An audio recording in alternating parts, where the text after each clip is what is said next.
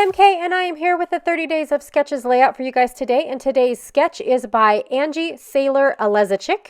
I am actually excited to use this sketch only because of the fact that instead of using a circular element, I found a square element or a rectangular element on another piece of paper. So I was super excited about that one. So this is the photo that I will be playing with. And I'm also going to try to incorporate some little bits and pieces for the edges without actually using an entire piece of paper for those edges. So I've got a bunch of little elements from Simple Stories that I have pulled out. I think it was Simple Stories Weathered Garden where my stickers came from. I have a ton of acrylic trees that I created for the shop. I also have this hike title that was created by the Scrapbook Addict. I love how she painted them and everything. It is just amazing. And then I brought back a bunch of, these little pieces too.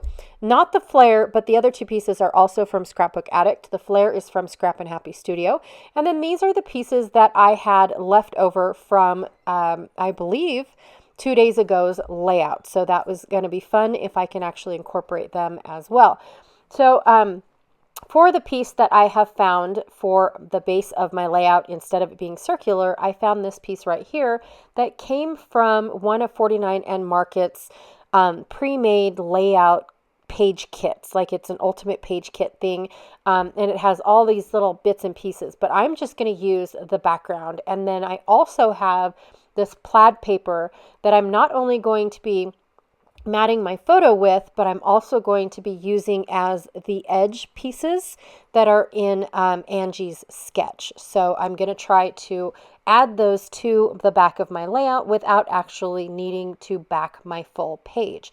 So I'm going to be double matting my photo. So I went ahead and flipped the other side. So the other side of this plaid paper is this watercolory green and blue background.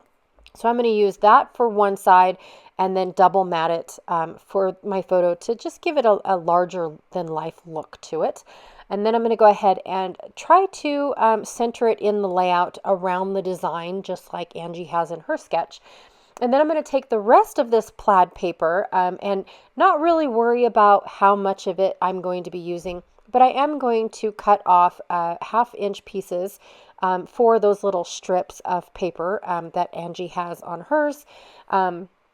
And then I'm going to go ahead and trace out where I feel like these little pieces are going to, like it looks like there's the back of the page back there. So I'm going to go ahead and mark it, but mark it to where I can still use what I have left over.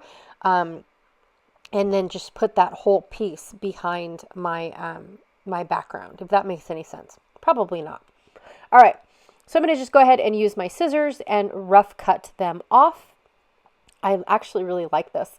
I don't know if I distress the edges or not. I don't think I do.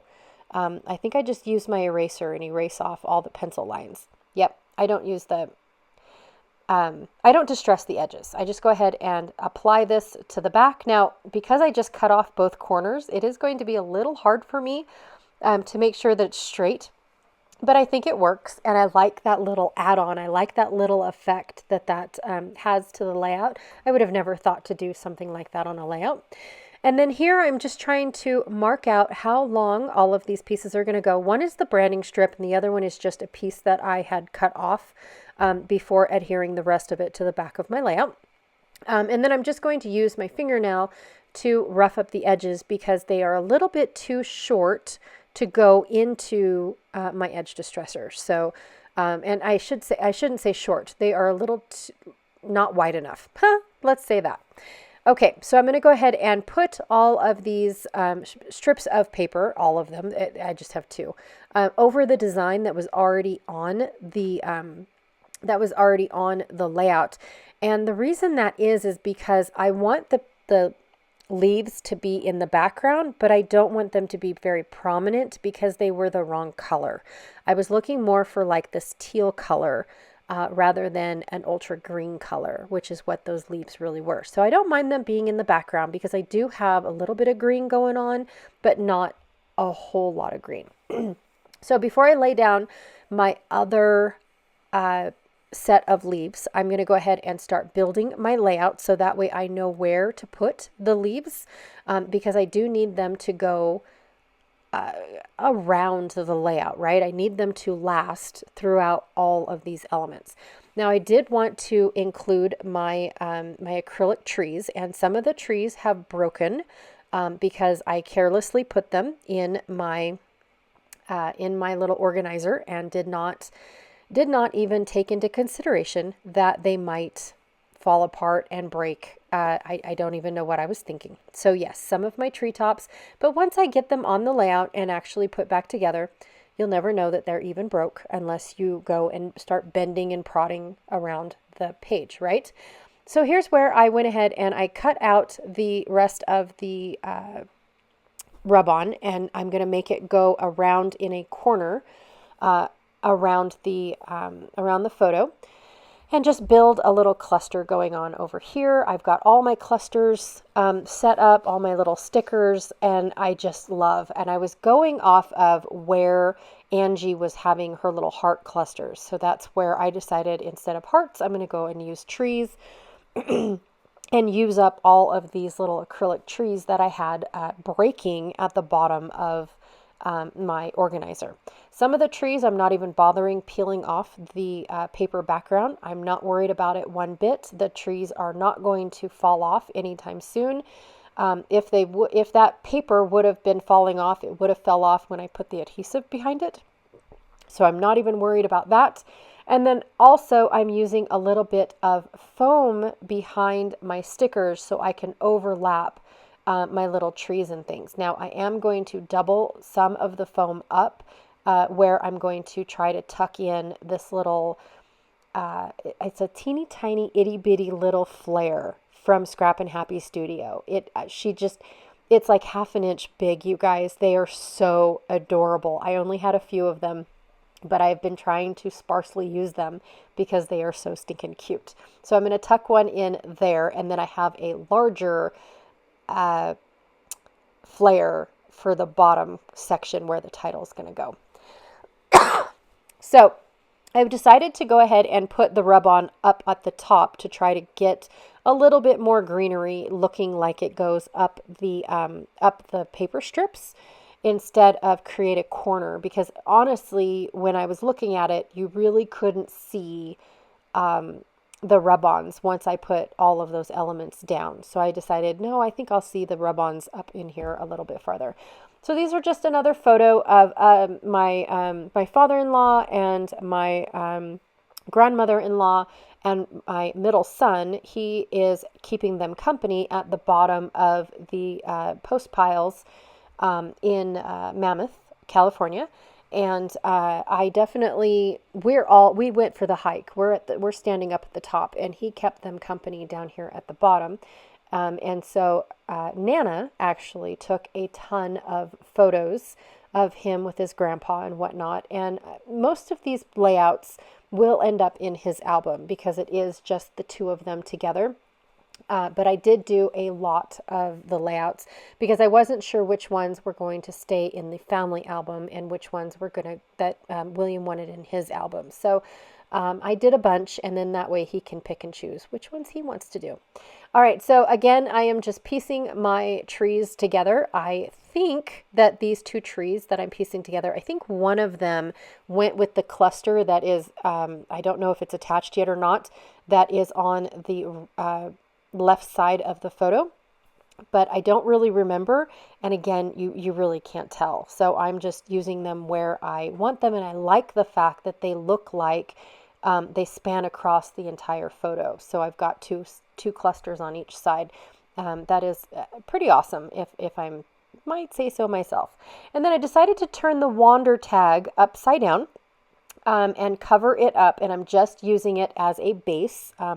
So that way it just looks like a tag, and I don't have to worry about it saying Wander. And then I will end up using this tag to cover up the word, and then I will apply the word hike on top of that tag. So this piece right here is going to become very bulky, but I think that it still is thin enough because Sarah doesn't use very thick materials for her wood veneer pieces either.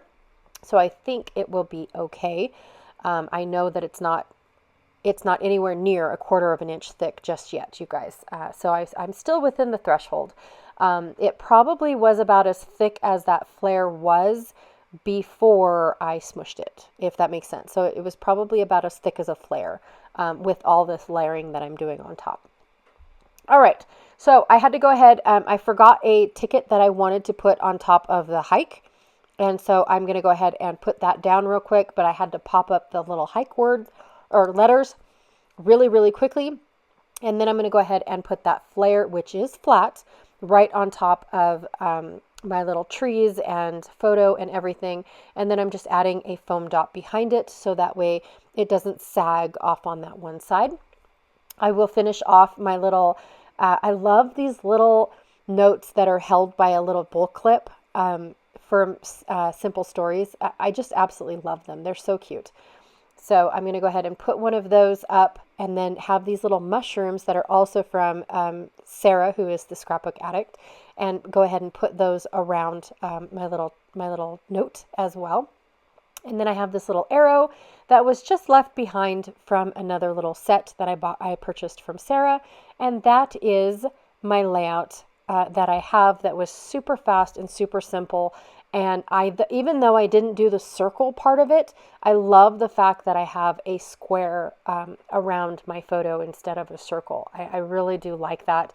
And I would have never picked this piece of paper to do that with had it not been for Angie's sketch and the circle that she wanted us to create for the back of our layout. So this was super fun. I really did enjoy how quick and easy this layout came together, and just what a blast this was to adapt and improvise all of those pieces to work for me.